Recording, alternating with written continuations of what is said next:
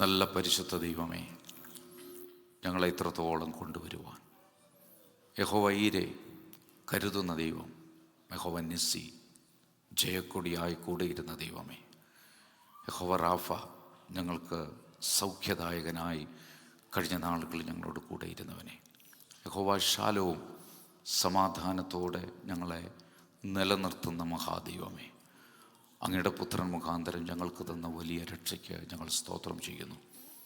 ഈ ലോകത്ത് ഞങ്ങൾ തെറ്റിപ്പോകാതെ വണ്ണം പാപത്തെക്കുറിച്ചും നീതിയെക്കുറിച്ചും ന്യായവിധിയെക്കുറിച്ചും ഞങ്ങളെ ബോധ്യം വരുത്തി ഞങ്ങൾക്ക് ആശ്വാസപ്രദനായി നല്ല ഉപദേശകനായി ഞങ്ങളുടെ ജീവിതത്തിൽ സഭയിൽ ദൈവത്തിൻ്റെ ആത്മാവിനെ നിത്യസാന്നിധ്യമായി തന്ന പരിശുദ്ധ പിതാവേ, അങ്ങേക്ക് ഞങ്ങൾ നന്ദി പറയുന്നു. ദൈവസഭയെ അങ്ങയുടെ കരങ്ങളിൽ ഏൽപ്പിക്കുന്നു. കുറവുകളും ബലഹീനതയുമുള്ള അടിയങ്ങൾ നിൻ്റെ ബലമുള്ള കരങ്ങളിൽ ശക്തിയോടെ വ്യാപരിക്കുന്ന നിൻ്റെ വചനത്തിൻ്റെ ശക്തിയാൽ, നിൻ്റെ ആത്മാവിൻ്റെ നിയോഗത്താൽ ദൈവസഭയെ നയിക്കുകയും നടത്തുകയും ചെയ്യുന്നതിന് ഞങ്ങൾ ഹൃദയപൂർവ്വം ഭക്തിയോടെ ഭയത്തോടെ ആ ക്രൂശിലേക്ക് നോക്കിക്കൊണ്ട് പിതാവിന് നന്ദി പറഞ്ഞ് സ്തോത്രം ചെയ്യുന്നു. ഇന്ന് പ്രഭാതത്തിൽ ഞങ്ങളെ അനുഗ്രഹിച്ച ദൈവകൃപയ്ക്ക് സ്തോത്രം. ഒരുമിച്ച് ഞങ്ങൾ തൃക്കരങ്ങളിൽ തരുന്നു. ഞങ്ങളെ അനുഗ്രഹിക്കണം. വിശാലതകളിലേക്കും നന്മകളിലേക്കും അനുഗ്രഹങ്ങളിലേക്കും ഞങ്ങളെ വഴി നടത്തുമ്പോൾ യഹോവയെ മറക്കാതിരിപ്പാൻ, നിൻ്റെ വചനത്തെ വിട്ടിടത്തോട്ടോ വലത്തോട്ടോ മാറാതിരിപ്പാൻ, നിത്യതയെ നോക്കി യാത്ര ചെയ്യുവാൻ, വിശുദ്ധിക്കും വേർപാടിനും ഒട്ടും തന്നെ കളങ്കം വരുത്താതെ കറയും ചുളുക്കവും മാലിന്യവും വാട്ടവുമില്ലാത്ത ദൈവത്തിൻ്റെ ശരീരമാകുന്ന സഭയെ കർത്താവിൻ്റെ ഹിതപ്രകാരം മുന്നോട്ട് കൊണ്ടുപോകാനുള്ള ആത്മീയ അഭിഷേകവും നന്മയും ഞങ്ങൾക്ക് തന്ന് ഞങ്ങളുടെ ഹൃദയത്തിന് സമാധാനം തന്ന് നിറച്ചതിന് സ്തോത്രം. ഞങ്ങൾ ഒരുമിച്ച് ദൈവകരങ്ങളിൽ അടിയങ്ങളെ സമർപ്പിക്കുന്നു. ഇവിടെ നടക്കുന്ന എല്ലാ ശുശ്രൂഷകളും ദൈവനാമ മഹത്വത്തിനാക്കി തീരുവാൻ ഞങ്ങൾ ദൈവസന്നിധിയിൽ പ്രാർത്ഥിക്കുന്നു. ഞങ്ങളുടെ മാതാപിതാക്കൾ, ഞങ്ങളുടെ സഹോദരവർഗ്ഗങ്ങൾ, ഞങ്ങളുടെ ബന്ധുമിത്രാദികൾ, ചാർച്ചക്കാർ, കർത്തദാസന്മാർ, കുടുംബങ്ങൾ, കർത്താവെ ഉദരബലങ്ങൾ, ദൈവസഭയിലെ എല്ലാ പ്രിയപ്പെട്ടവരെയും ദൈവകരങ്ങൾ താഴ്ത്തുന്നു, സമർപ്പിക്കുന്നു. ഇന്ന് ഞങ്ങൾക്ക് അനുഗ്രഹം തന്ന ദൈവത്തിന് സ്തോത്രം ചെയ്ത് തൃക്കരങ്ങളിൽ ഏൽപ്പിക്കുന്നു. പ്രാർത്ഥനയും യാചനയും കേട്ട കൃപയ്ക്ക് സ്തോത്രം. യേശു ക്രിസ്തുവിൻ്റെ പരിശുദ്ധവും ധന്യവും വാഴ്ത്തപ്പെട്ടതും അത്ഭുതകരവുമായ നാമത്തിൽ തന്നെ ആമേൻ. കരമുയർത്തി ഒരിക്കൽ കൂടെ കർത്താവിനെ നമുക്ക് മഹത്വം അർപ്പിക്കാം. കർത്താവ് നമ്മെ സഹായിക്കട്ടെ. നമ്മൾ പഠിച്ചുകൊണ്ടിരിക്കുന്ന വേദ ധ്യാനം അല്ലെങ്കിൽ പഠനഭാഗം കർത്താവിൻ്റെ ശിഷ്യത്വത്തെക്കുറിച്ച്, കർത്താവിൻ്റെ ഹൃദയത്തിൻ്റെ വലിയ ആഗ്രഹത്തെക്കുറിച്ച് നമ്മളത് ഏറ്റെടുത്ത് പഠിച്ച് ക്രിസ്തുവിൻ്റെ നാളോളം വചനത്തിൽ ഉറപ്പുള്ളവരും കുലുങ്ങാത്തവരുമായി നീക്കുവാൻ, ആത്മനിറവിൻ്റെ ശുശ്രൂഷയിൽ മുന്നേറുവാൻ ദൈവം തന്നിരിക്കുന്ന വിലയേറിയ ഭാഗ്യമാണ് കർത്താവിൻ്റെ ശിഷ്യനായി ഈ ലോകത്ത്, ശിഷ്യയായി ലോകത്ത് ജീവിക്കുക എന്ന വലിയ കടമ, ഉത്തരവാദിത്വം.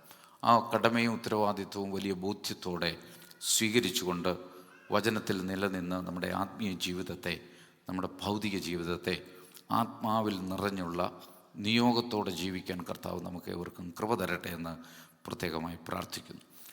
നിങ്ങൾക്ക് കഴിഞ്ഞ ദിവസങ്ങളിലൊക്കെ ശ്രദ്ധിച്ചതുപോലെ, ധ്യാനിച്ചതുപോലെ, പഠിച്ചതുപോലെ ദൈവത്തിൻ്റെ സഭയിൽ ശിഷ്യത്വം എന്ന വിഷയം പഠിപ്പിക്കുമ്പോൾ അതിൻ്റെ ക്വാളിറ്റി എന്താണെന്ന് പഠിക്കുവാൻ ദൈവം കൃപ തന്നു. പ്രധാനപ്പെട്ട ഒത്തിരിയേറെ ക്വാളിറ്റികൾ ദൈവത്തിൻ്റെ വചനത്തിലൂടെ നമ്മൾ പഠിക്കുമ്പോൾ തന്നെ ഏറ്റവും അതിപ്രധാനമായി 10 ക്വാളിറ്റികൾ, സ്വഭാവ ശ്രേഷ്ഠതകൾ ഒരു ക്രിസ്തു ശിഷ്യന് ഉണ്ടായിരിക്കണമെന്ന് വചനം ആഹ്വാനം ചെയ്യുമ്പോൾ അത് പഠിച്ചു മുന്നേറുവാൻ ദൈവം നമുക്ക് കൃപ തരുമാറാകട്ടെ. ഒന്നാമത് നമ്മൾ പഠിക്കുവാൻ ഇടയായി തീർന്നത്, ദൈവത്തിന് സ്തോത്രം, 10 കാര്യങ്ങൾ പഠിക്കുമ്പോൾ ഒന്നാമത് നമ്മൾ പഠിച്ചത് പാഷൻ ഫോർ ക്രൈസ്റ്റ്. ഹല്ലേലൂയ. കർത്താവിന് വേണ്ടി ഒരു ഹൃദയവാഞ്ച, ഒരാഗ്രഹം, അഭിനിവേശം, പഠനത്തിനുള്ള ഒരു വലിയ ദൈവകൃപ, ഇത് പഠിക്കുവാൻ ദൈവം നമുക്ക് കൃപ തന്നല്ലോ. കർത്താവ് നമ്മെ സഹായിക്കട്ടെ. രണ്ടാമതായി നമ്മൾ പഠിച്ചത്, ദൈവത്തിന് സ്തോത്രം, കമ്മിറ്റ്മെൻറ്റ് ടു ദ വേർഡ്, വചനത്തോടുള്ള ആത്മാർത്ഥമായ സത്യസന്ധമായ സമീപനവും അനുസരിക്കുവാനുള്ള ആമേൻ. ദൈവകൃപയ്ക്ക് വേണ്ടി പ്രാർത്ഥിച്ചുകൊണ്ട് വചനത്തിൻ്റെ അനുസരണം ഒരു ക്രിസ്തു ശിഷ്യന് ഏറ്റവും പ്രധാനപ്പെട്ടതാണ്.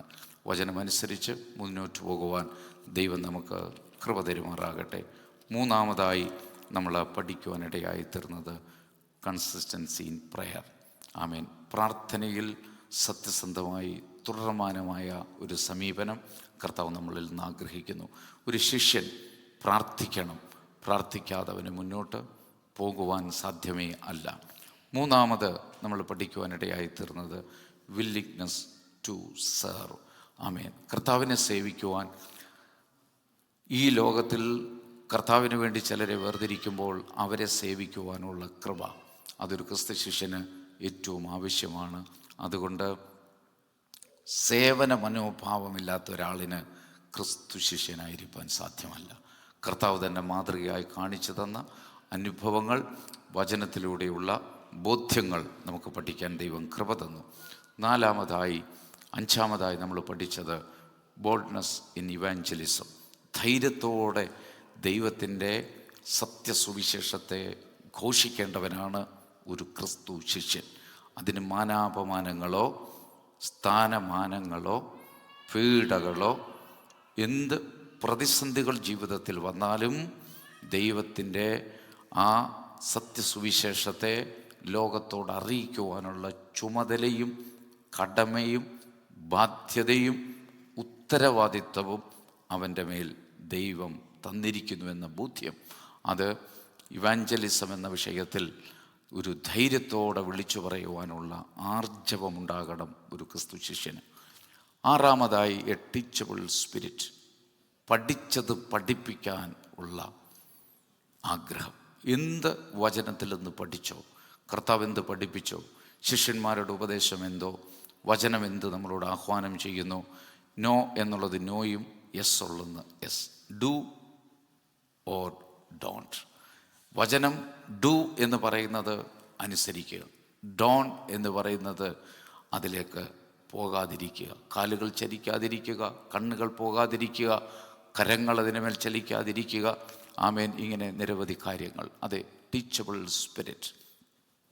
7 ജനറോസിറ്റി. വാങ്ങുന്നതിനേക്കാൾ കൊടുക്കുക, സ്നേഹം കൊടുക്കാം. നമുക്കുള്ളതെല്ലാം ഷെയർ ചെയ്യുവാനുള്ള ആമേൻ സ്തോത്രം ആത്മീയ ദർശനമാണ് ക്രിസ്തു ശിഷ്യന് വേണ്ടത്. എന്ന് പറഞ്ഞാൽ കെയറിങ് ആൻഡ് ഷെയറിങ്, ഇതൊരു സ്വഭാവമാണ് ക്രിസ്തു ശിഷ്യൻ്റെ. എന്ത് കിട്ടിയോ അത് ഷെയർ ചെയ്യണം. എന്ത് കർത്താവിൽ നിന്ന് പ്രാപിച്ചുവോ ആ കെയറിങ് നാം മറ്റുള്ളവരോട് ചെയ്യണം. അനുഭാവപൂർണമായ അനുകമ്പാപൂർണമായ സമീപനമായിരിക്കണം എല്ലാവരോടും. ദൈവത്തിന് സ്തോത്രം. 8 പെർസിയവറൻസ്. ഹല്ലേലൂയ. അതിനെക്കുറിച്ച് നമുക്ക് പഠിക്കുവാൻ കർത്താവ് കൃപ തന്നു. സ്തോത്രം. ആമേൻ. ആർജവം, സ്ഥിര ഉത്സാഹം. ഉത്സാഹിക്കു മാത്രമേ, കഠിനാധ്വാനിക്കു മാത്രമേ ക്രിസ്തു ശിഷ്യനായി നിലനിൽക്കാൻ സാധ്യമാകുകയുള്ളൂ. ദൈവത്തിന് സ്തോത്രം. ഞാൻ പറയട്ടെ, കുറേ നാൾ നമ്മളിൽ ജ്വലിക്കുന്ന ശക്തിയല്ല പരിശുദ്ധാത്മാവ്. തുടർമാനമായി നമ്മളിൽ പ്രവർത്തിക്കാൻ ആഗ്രഹിക്കുന്നതാണ് ദൈവശക്തി.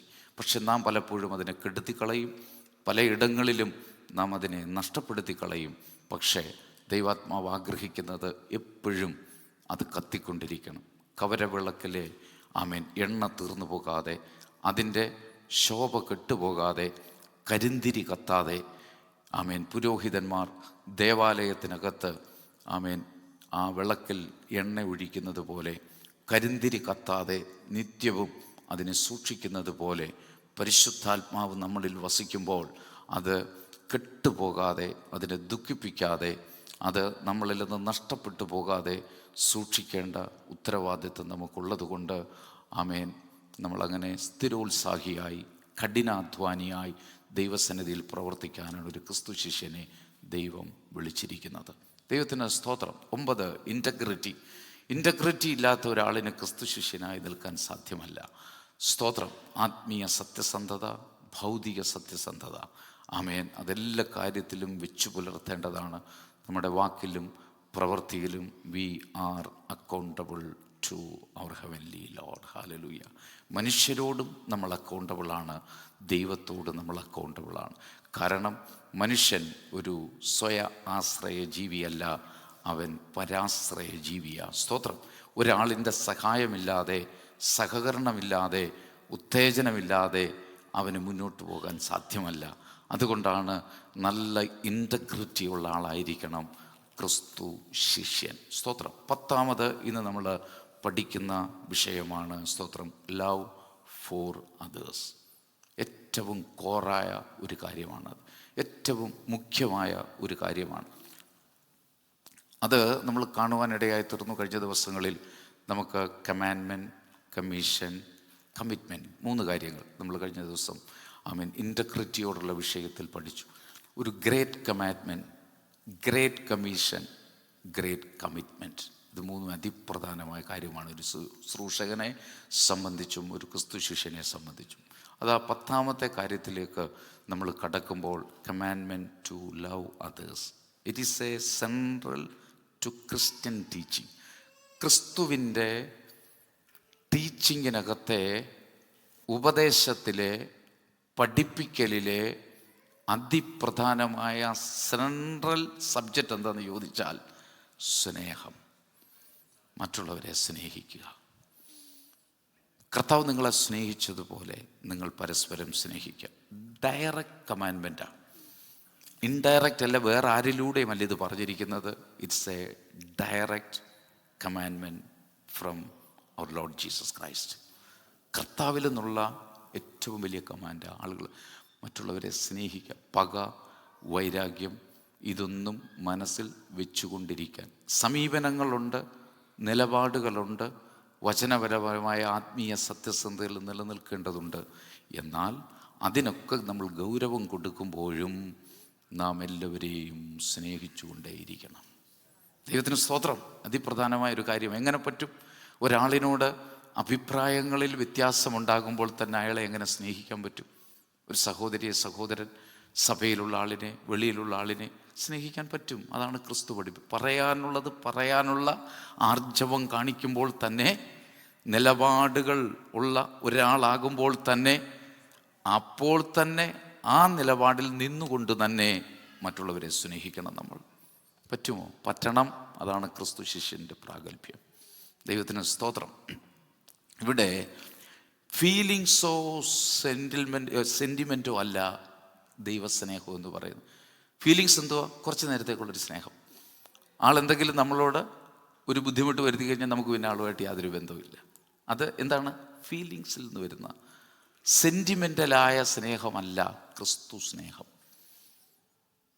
ഇച്ചിരി നേരത്തേക്കോ, ഒരു ദിവസത്തേക്കോ, ചില മാസങ്ങളോ ചില വർഷങ്ങളിലോ ഉള്ള സ്നേഹമല്ല ക്രിസ്തു സ്നേഹം. എവർ, എല്ലാവരോടും എന്നും സ്നേഹപൂർണമായ മാനസിക സമീപനം. അപ്പോൾ നമ്മളിൽ നിന്നുണ്ടാകണമെന്ന് കർത്താവ് ഒത്തിരി ആഗ്രഹിക്കുന്നു. ദൈവത്തിന് സ്തോത്രം. എന്ന് പറഞ്ഞാൽ it is an active selfless കമ്മിറ്റ്മെൻറ്റാണ്. ആക്റ്റീവ് എന്ന് പറഞ്ഞാൽ എന്താ? എപ്പോഴും ചലിച്ചുകൊണ്ടിരിക്കുന്നതാണ്, നിലനിന്നുകൊണ്ടിരിക്കുന്നതാണ്. അത് സെൽഫ്ലെസ് ആണ്. ഫേസ്ലെസ്, സെൽഫ്ലെസ്, ഇല്ലേ? അങ്ങനെയൊക്കെ നമ്മൾ പറയാറില്ലേ? ഫിയർലെസ്, ഇല്ലേ? പിന്നെന്താ? നെയിംലെസ്, പിന്നെന്തുവാ? ദൈവത്തിന് സ്തോത്രം. നിങ്ങൾക്ക് പറയാം, ഒത്തിരി വാക്കുകൾ പറയാം. മനുഷ്യന് വേണ്ട ക്വാളിറ്റികൾ അതൊക്കെ. ദൈവത്തിന് സ്തോത്രം. Selfless, nameless, fearless. Amen, hallelujah. ദൈവത്തിന് മഹത്വം. ഞാനൊരു കാര്യം നിങ്ങളോട് പറയാം. ഒരാളൊരു ഉത്തരവ് തരിക. ഇപ്പം അമേരിക്കൻ പ്രസിഡന്റ് ഒത്തിരി എക്സിക്യൂട്ടീവ് ഉത്തരവുകൾ സൈൻ ചെയ്തുകൊണ്ടിരിക്കുക. ലോകമെല്ലാം പേടിച്ചിരിക്കുക. നാളെ എന്താ അദ്ദേഹം ഒപ്പിടാൻ പോകുന്നതെന്ന് അറിയത്തില്ല. കാനഡ പേടിച്ചിരിക്കുക. 25% ഇന്നലെ തന്നെ തുടങ്ങി. എല്ലാവരോടും പറഞ്ഞിട്ടുണ്ട്, ആ പേനയെടുത്ത് ഡ്രാഫ്റ്റ് ചെയ്ത ഉത്തരവിൻ്റെ അടിയിൽ അങ്ങനെ ഒന്ന് വരച്ച ഒരു കുത്തിട്ട് കഴിയുമ്പോൾ അത് ട്രാൻസ്ഫർ ചെയ്യുമ്പോൾ അത് നിയമമായി മാറി. ആളുകളൊക്കെ പേടിച്ചിരിക്കുക. ലോകരാജ്യങ്ങൾ ആകാംക്ഷയോടെ നോക്കിക്കൊണ്ടിരിക്കുക. നല്ല കോസ് ഉണ്ട് അതിനകത്ത്. ഞാനൊരു കാര്യം ചോദിക്കട്ടെ, നമ്മുടെ കർത്താവ് ഒരു ഉത്തരവ് പാസ്സാക്കി സൈൻ ചെയ്ത് നമ്മുടെ കയ്യിലോട്ട് തന്നാൽ എത്ര റെവറൻസോടെ, എത്ര ഹോളിയായി, എത്ര ഭക്തിയോടെ, എത്ര ഭയത്തോടെ നമ്മളത് ഏറ്റെടുക്കും. ലോകത്തിൻ്റെ ഒന്നാം ശക്തിയായിരിക്കുന്ന ലോക പോലീസ് എന്ന് പറയുന്ന, ലോകം മുഴുവൻ നിയന്ത്രിക്കുന്ന മഹാശക്തി എന്നൊക്കെ ലോകം വാഴ്ത്തിപ്പാടുന്ന ഒരാളിൻ്റെ പേനയുടെ തുമ്പിൽ നിന്ന് മഷി പടർന്നു കഴിഞ്ഞാൽ ഉണ്ടാകുന്ന ഉത്തരവല്ലിത്. സ്തോത്രം. അദ്ദേഹത്തെ പോലും സൃഷ്ടിച്ച, ലോകം മുഴുവൻ നിയന്ത്രിച്ചു കൊണ്ടിരിക്കുന്ന, ഒരു വാക്കിനാൽ ഈ ലോകത്തെ ഉണ്ടാകട്ടെ എന്ന് കൽപ്പിച്ചപ്പോൾ ഉളവായി വന്ന മഹാദൈവത്തിൻ്റെ ഡയറക്റ്റ് കമാൻഡ്മെൻറ്റ്സ്. ഇത് സീരിയസ്നെസ് എത്ര പേർക്കറിയാം? സ്തോത്രം. ഞാൻ വിഷയത്തിൽ നിന്ന് വ്യതിചലിച്ചു പോലെ ഇത് പഠിപ്പിക്കണം, ശരിക്കും പഠിപ്പിച്ചു വേണം ദൈവസഭയെ മുന്നോട്ട് കൊണ്ടുപോകാൻ. അമേരിക്കൻ പ്രസിഡന്റ് ഒന്ന് വന്നെന്നിരിക്കട്ടെ, ഫോർ എക്സാമ്പിൾ വരാം. മൗണ്ട് കാർമൽ പെൻഡക്കോസ്റ്റൽ ചർച്ചിൽ അടുത്ത 2 മാസത്തിൻ്റെ ഉള്ളിൽ ഒരു സൺഡേയിൽ പ്രസിഡന്റ് ഓഫ് യുണൈറ്റഡ് സ്റ്റേറ്റ്സ് സന്ദർശിക്കാൻ പോവുക. നിങ്ങളുടെ മനസ്സിൽ അങ്ങനെ ഒന്നിരുന്നോട്ടോ. എന്തോ ചെയ്തെന്നറിയാമോ? അത് പ്രസ്സിലോ അല്ലെങ്കിൽ അവരുടെ ഒഫീഷ്യൽ ഡിപ്പാർട്ട്മെൻ്റ് അത് തീരുമാനിച്ചു കഴിഞ്ഞാൽ പ്രസിഡൻറ്റിൻ്റെ അനുമതിയോടുകൂടി ദ വെരി നെക്സ്റ്റ് സെക്കൻഡ് ഉത്തരവിടും. ഈ കേംബ്രിഡ്ജ് ഗോൾഫ് കിച്ചണർ മുഴുവൻ അരിച്ച് പറക്കി FBI അവരുടെ പോലീസ് ഫോഴ്സ് മുഴുവൻ ഇവിടെ നെക്സ്റ്റ് ഡേ പറന്നിറങ്ങും. റെയ്ഡുകൾ കുറേ നടക്കും. ചില ഏരിയയിൽ വണ്ടി പോകാൻ ഒക്കത്തില്ലെന്ന് പറയും, ബ്ലോക്ക് ചെയ്യും. കോൺവേ വാഹനങ്ങൾ വരും. വെടിവെച്ചാൽ പോലും അകത്തേക്ക് പോകാനൊക്കാത്ത ബുള്ളറ്റ് പ്രൂഫ് ലോകത്തിലെ ഏറ്റവും അത്യാധുനികമായ വാഹനം. അത് 3-4 വാഹനം ഒരുപോലെ കാണും. അതിനകത്ത് ഏതിനകത്താണ് അദ്ദേഹം ഇരിക്കുന്നതെന്ന് ആർക്കും അറിയത്തില്ല. ഇവിടെ വന്നിറങ്ങുന്നതിന് മുമ്പ് ഇതിനകത്തേക്ക് കയറുന്ന ഓരോരുത്തരുടെയും ഹിസ്റ്ററി മുഴുവൻ ഫ്രം ദ ബിഗിനിങ് ഇന്ന് വരെയുള്ള ഹിസ്റ്ററി അവർ ചെക്ക് ചെയ്തിരിക്കും. ഇനി ക്രിമിനൽ ആക്ടിവിറ്റീസിൽ ഇവരാരെങ്കിലും പങ്കെടുത്തിട്ടുണ്ടോ, ഇവരുടെ ഹിസ്റ്ററി എന്താണ്, ഇവരുടെ മാതാപിതാക്കൾ ആരാണ്, ഇവരുടെ സോഷ്യൽ ആക്ടിവിറ്റീസ് എന്താണ്, മുഴുവൻ ചെക്ക് ചെയ്ത് ഇതിനകത്ത് കയറേണ്ടവർക്ക് പാസ് കൊടുത്ത് മെറ്റൽ ഡിറ്റക്ടർ അവൻ്റെ ഫ്രണ്ടിൽ വെച്ചിട്ട് അതിന് വരുന്നതിന് മുമ്പ് 4-5 മണിക്കൂറിന് മുമ്പ് ഓരോരുത്തരെയും ചെക്ക് ചെയ്ത് ഇതിനകത്ത് കയറ്റി ഡെസിഗ്നേറ്റഡ് പ്ലേസിൽ ഇരുത്തി അവിടുന്ന് ചലിക്കാനൊക്കത്തില്ല. മുഴുവൻ ഫോഴ്സായിരിക്കും ഇതിന്.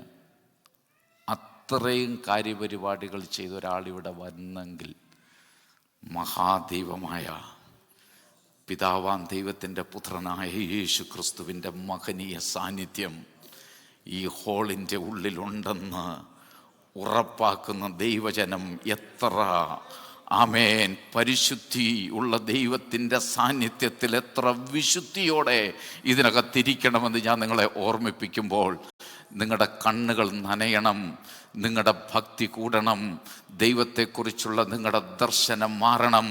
മഹാദൈവത്തിൻ്റെ സാന്നിധ്യമാണ് ഒരു വിശുദ്ധൻ്റെ ഇരിപ്പിടമെന്ന് മനസ്സിലാക്കുമ്പോൾ, അവൻ സ്നേഹവാനുമാണെന്ന് മനസ്സിലാക്കുമ്പോൾ അവൻ്റെ മഹത്വം. നമ്മൾ സഭയിലേക്ക് എങ്ങനെയാണ് വരുന്നേ? ഞാൻ വിഷയത്തിൽ നിന്ന് മാറിപ്പോവുകയല്ല. എത്രമാത്രം ഭക്തിയോടാണ് നമ്മൾ വരുന്നത്, എത്രമാത്രം ഒരുക്കത്തോടുകൂടെ വിശുദ്ധ ദേവാലയത്തിലേക്ക്, ആലയത്തിലേക്ക് ഒരു ഭക്തൻ വരേണ്ടത്. ദൈവത്തിന് സ്തോത്രം. എന്നും ഒരുക്കം ആലയത്തിൽ പോകാൻ, കൂട്ടായ്മയിൽ വന്നിരിക്കാൻ അങ്ങ് ആവേശമാണ്. എത്ര പേർക്കുണ്ട്? കർത്താവിൻ്റെ സാന്നിധ്യം അനുഭവിക്കാൻ കൊതിയ. പാട്ടുകളൊക്കെ നമുക്ക് പാടാം, പക്ഷേ അവൻ്റെ സാന്നിധ്യം ദേഹം ദേഹി ആത്മാവിൽ സ്പർശിച്ചറിയുന്നവർക്കായി സ്തോത്രം. ഹല്ലേലൂയ. ആരാധിക്കുമ്പോൾ നന്ദി പറയുന്ന എത്ര പേരുണ്ട് കർത്താവിന്? ആത്മാർത്ഥമായി ശുദ്ധ ഹൃദയത്തിൽ ഞാൻ നിങ്ങളോട് സുവിശേഷിക്കുകയാണ്, പറയുകയാണ്, സ്തോത്രം ചെയ്ത് നിങ്ങളോട് ആഹ്വാനം ചെയ്യുകയാണ്. നിൽക്കുന്ന സ്ഥലം വിശുദ്ധ ഭൂമിയാകയാൽ നിൻ്റെ കാലിലെ ചെരുപ്പഴിച്ച് നീ മാറ്റുക. ലിറ്ററലി കാലിലെ ചെരുപ്പെടുത്ത് അടിച്ചു മാറ്റാനല്ല പറയുന്നത്. കാരണം ലോകത്തിൻ്റെ അഴുക്ക് പറ്റിയ നിൻ്റെ കാൽപ്പാടുകൾ, ലോകത്തിൽ നടന്ന നിൻ്റെ ചെരുപ്പ്, ലോകത്തോട് പ്രതികരിച്ച നിൻ്റെ ചിന്തകൾ, ലോകത്തിൻ്റെ കാര്യങ്ങളിൽ രമിച്ച നിൻ്റെ മനസ്സ്, അതെല്ലാം നീ ഊരി മാറ്റിവെച്ചിട്ട് വേണം വിശുദ്ധ ആമേൻ സ്ഥലത്ത് കയറുവാൻ എന്നുള്ളതാണ് ആ സന്ദേശം.